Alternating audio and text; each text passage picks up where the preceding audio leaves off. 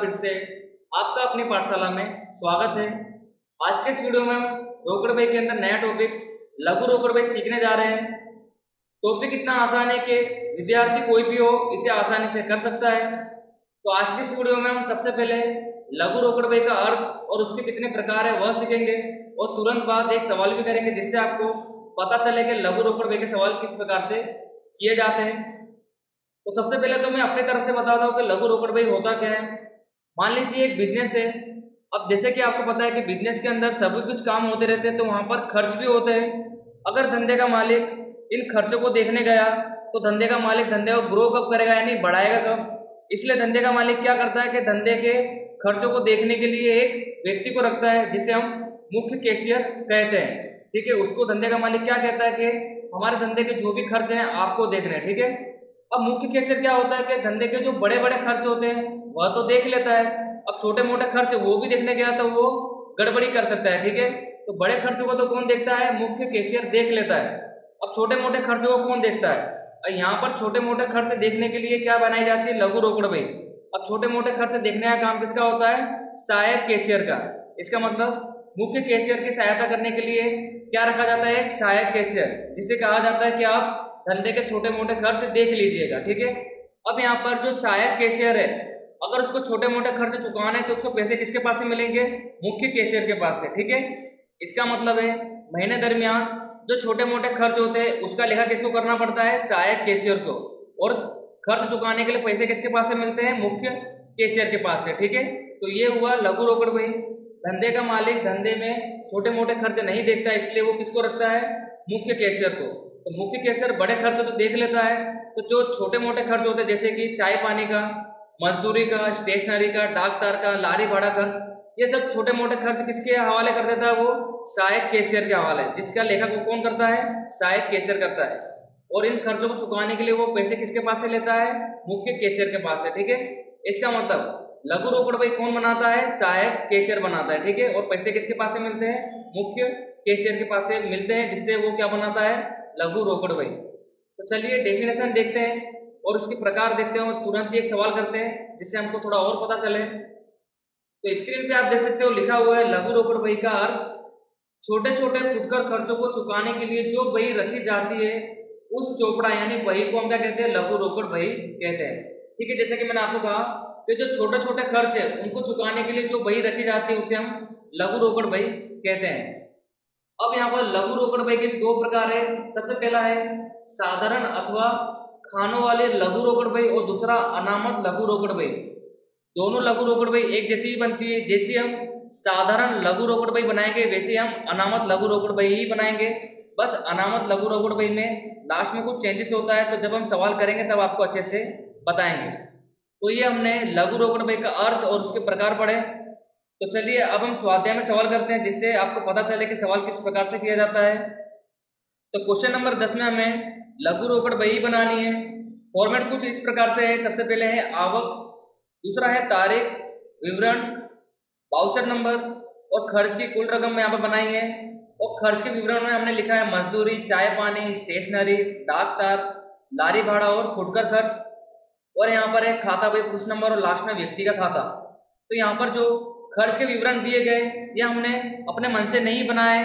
सबसे पहले आपको सवाल को अच्छे से पढ़ना है, उसके बाद ही आपको पता चलेगा कि खर्च के विवरण में किस किस प्रकार के खर्च आएंगे। तो यहाँ पर जो हमने ये कॉलम बनाए हैं और व्यक्ति का खाता बनाया है ये तो फिक्स है, खाली आपको देखना है खर्च के विवरण में किस किस प्रकार के खाते आएंगे। ठीक है, तो आवक का कॉलम इस प्रकार बनाया गया है यहाँ पर। तो फॉर्मेट को आपको अच्छे से देख लेना है। तो चलिए सवाल शुरू करते हैं।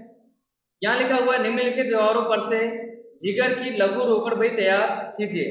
तो हमने हेडिंग लिख दी है जिगर की अक्टूबर 2015 की लघु रोकड़ बही। 2015 अक्टूबर एक प्रारंभिक लघु रोकड़ शेष 4000। तो जैसा कि आपको पता है कि लघु रोकड़ बही की शेष दी गई है, उस शेष को हम क्या लिखते हैं, शेष आगे लाए। तो 2015 अक्टूबर एक ने क्या दिया, शेष दी गई है, शेष आगे लाए। यानी हमारे पास सितंबर महीने की हमारे पास शेष बची थी, हम किस महीने में लाए, अक्टूबर महीने में। ठीक है, तो कितनी दी गई है, 4000। तो जैसा कि आपको पता है यहाँ पर जो हमने कॉलम बनाया है ये सब खर्च के कॉलम है। तो हमारे पास जो शेष बची है उसको कहाँ लिखना पड़ेगा, आवक में। कितनी है हमारे पास 4000। 4000 की हमारे पास क्या आई है, शेष आई है। ठीक है, तो इस प्रकार से हमने लिखा करा। आगे बढ़ते हैं। उसी तारीख को हमारे पास लिखा है मुख्य कैशियर के पास से प्राप्त 1000। तो जैसा कि मैंने आपको बताया था कि लघु रोकड़ बही कौन बनाता है, सहायक कैशियर। तो हमें यहाँ पर मुख्य कैशियर के पास से प्राप्त हुई है रकम कितनी, 1000। ठीक है, खर्च करने के लिए। तो यहाँ पे लिखेंगे मुख्य कैशियर खाते, मुख्य कैशियर खाते कितनी रकम मिली, 1000। तो ये जो रकम है हमारी खर्च नहीं है, हमारी आवक है, क्योंकि हमें मुख्य कैशियर के पास से मिल रहे खर्च करने के लिए। ठीक है, तो हमने कहाँ लिखा, आवक में लिखा। चलिए आगे बढ़ते हैं। तारीख 3 लिखा हुआ है मजदूरी के 600 और लारी भाड़ा के 400 चुकाए। ठीक है, तो यहाँ पे अब हमें खर्च दिए गए। तो चलिए एंट्री करते हैं। तारीख 3 क्या क्या खर्च करा हमने, मजदूरी, तो मजदूरी खाते, और उसी तारीख को क्या दिखाया हमने, लारी भाड़ा, तो लारी भाड़ा खाते। ठीक है, जैसे कि मैंने आपको बताया कि खर्च के अंदर टोटल रकम लिखनी है। मजदूरी का खर्च हमने कितना करा, 600, तो लारी भाड़ा हमने कितना करा, 400। ये तो हमने टोटल रकम लिखी है।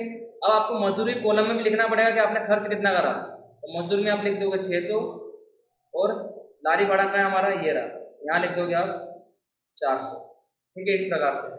और इनके बाकी कॉलम में कुछ आएगा नहीं, तो आपको क्या कर देना है, डैश कर देना है। ठीक है, सिंपल एंट्री थी।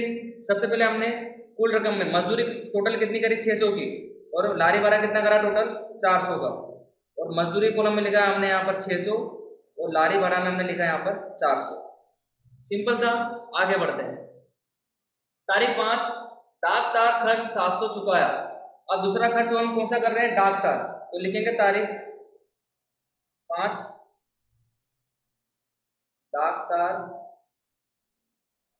खर्च खाते, कितना करा हमने, 200 रुपये। अब हमने यहाँ पर डाक तार का कहाँ बनाया, कॉलम ये बनाया, तो यहाँ पर लिख देंगे 200 रुपये। ठीक है, इस प्रकार। और बाकी कॉलम में आप क्या कर दोगे, डैश कर दोगे। माफ कीजिएगा, 700 रुपये चुकाया हमने। ठीक है, तो आपको 700 रुपये लिख देना यहाँ पर। ठीक है, चलिए आगे बढ़ते हैं। तारीख 8 मजदूरी का 200 चुकाया। अब फिर से हम क्या चुका रहे हैं, मजदूरी के। तारीख 8 क्या लिख दोगे, मजदूरी खाते, मजदूरी खाते कितना चुकाया, 200 रुपये। मजदूरी कॉलम में आप कितना लिख दोगे, 200 रुपये। बाकी सब कॉलम में क्या आ जाएगा, डैश आ जाएगा। ठीक है, सिंपल है, आपको समझ में आ रहा होगा। आगे बढ़ते हैं। तारीख 10 स्टेशनरी खर्च 400 चुकाया। अब हम यहाँ पर क्या कर रहे हैं, स्टेशनरी खर्च कर रहे हैं। फिर से खर्च का नाम लिखेंगे, तारीख 10 स्टेशनरी खर्च खाते। ठीक है, कितना चुकाया हमने, 400 रुपये। तो टोटल रकम में लिखेंगे 400, और स्टेशनरी कॉलम यहाँ पे बनाया हमने, तो यहाँ पे लिख देंगे 400। तो बाकी कॉलम में क्या कर देंगे, हम डैश कर देंगे। ठीक है, आगे तारीख 12 चाय पानी खर्च का 150 चुकाया। नेक्स्ट खर्च हमारा कौन सा है, चाय पानी का। तो लिख देंगे चाय पानी खर्च,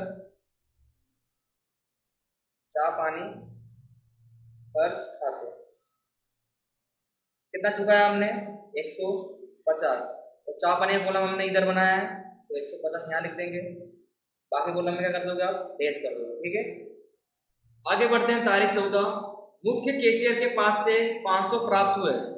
अब यहाँ पर और खर्च करने के लिए हमें मुख्य कैशियर के पास से प्राप्त हुई है रकम 500 रुपये। तो तारीख 14 लिखेंगे मुख्य कैशियर खाते,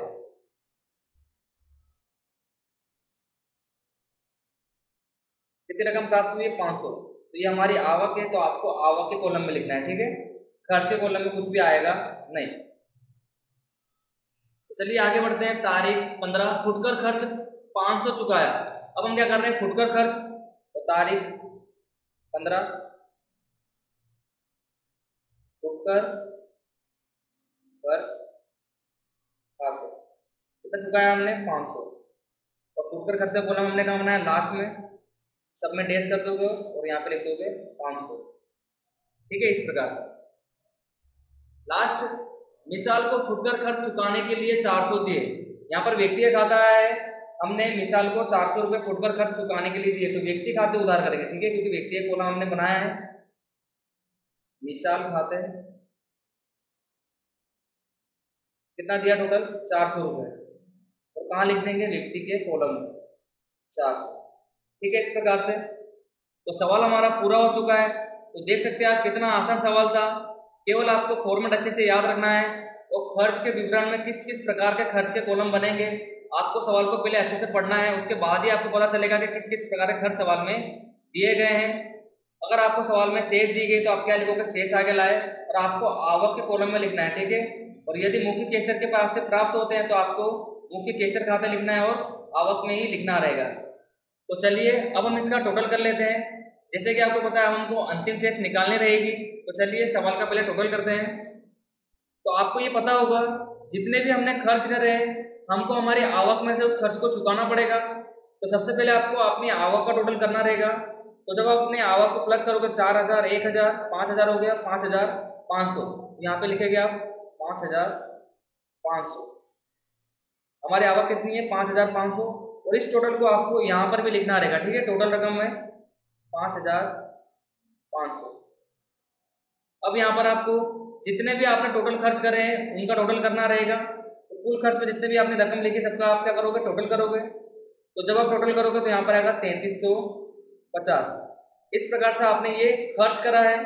आवक हमारे पास है तो अब हमें क्या मिलेगी, यहाँ पर शेष मिलेगी। तो आप देख सकते हो इन्होंने 17 तारीख को ही क्या बंद कर दिए, लघु रोकड़ भाई बंद कर दिए। तो हम 17 तारीख को क्या करेंगे, टोटल करेंगे, शेष आगे ले गए। पर वैसे जो भी हम बही बनाते हो महीने की आखिरी तारीख तक जाता है, बट इन्होंने 17 तारीख को ही क्या बंद कर दिए, लघु रोकड़ भाई बंद कर दिए। तो हम उसी तारीख को क्या निकालेंगे, शेष निकालेंगे। ठीक है, तो अब आप क्या करोगे, जो भी आपकी आवक है उसमें से खर्च को माइनस कर दोगे, तब आपके पास आएगा 2150। ये आपके पास क्या आई, अंतिम शेष आई लघु रोकड़ भाई की, जिसे हमने लिखा शेष आगे ले गए। तो इस प्रकार हमारे लघु रोकड़ भाई की शेष आ गई है। अब आपको इन सभी खर्चों को भी टोटल कर लेना है। तो यहाँ पर मजदूरी का टोटल हमने खर्च कितना करा, 600 और 200, कितना आ जाएगा यहाँ पर 800। नेक्स्ट चाय पानी का हमने खर्च कितना करा, 150। स्टेशनरी का 400, डाक कार का 700, लारी भाड़ा का 400, और फुटकर का हमारा हुआ 500, और व्यक्ति में हुआ यहाँ पर, ठीक है, 400। सभी का आपको क्या करना रहेगा, टोटल करना रहेगा। तो इस प्रकार हमने टोटल कर लिया। तो ये हमारे तैयार हुई साधारण लघु रोकड़ बही। अगर आपको ये समझना है कि अनामत में क्या डिफरेंस है, तो आपकी जो ये शेष निकली आपको अगली तारीख को आगे ले जानी पड़ेगी, तभी आप पहचान पाओगे कि डिफरेंस क्या है अनामत लघु रोकड़ बही में। तो हमारे पास कौन सी तारीख को शेष आई, 17 तारीख को। तो अगली शेष कब आएगी, 18 तारीख को। क्या लिखेंगे, शेष आगे लाए। कितनी शेष बची है हमारे पास, 2150। तो इस प्रकार से आपको जो शेष बची उसको अगली तारीख को रखना है, शेष आगे लाए 2150, तभी आप जान पाओगे कि अनामत लघु रोकड़ बही में क्या अंतर है। तो साधारण लघु रोकड़ बही तो यहाँ पूरी हो चुकी है हमारी। उम्मीद है आपको समझ में आई होगी है किस प्रकार से हमने ये तैयार करी। तो जब अनामत लघु रोकड़ बही करेंगे तो उसके अंदर क्या चेंजेस है आपको अच्छे से बताएंगे। तो आज की वीडियो में अब हम इतना रखेंगे, मिलेंगे आपसे फिर से नेक्स्ट वीडियो में नेक्स्ट क्वेश्चन के साथ।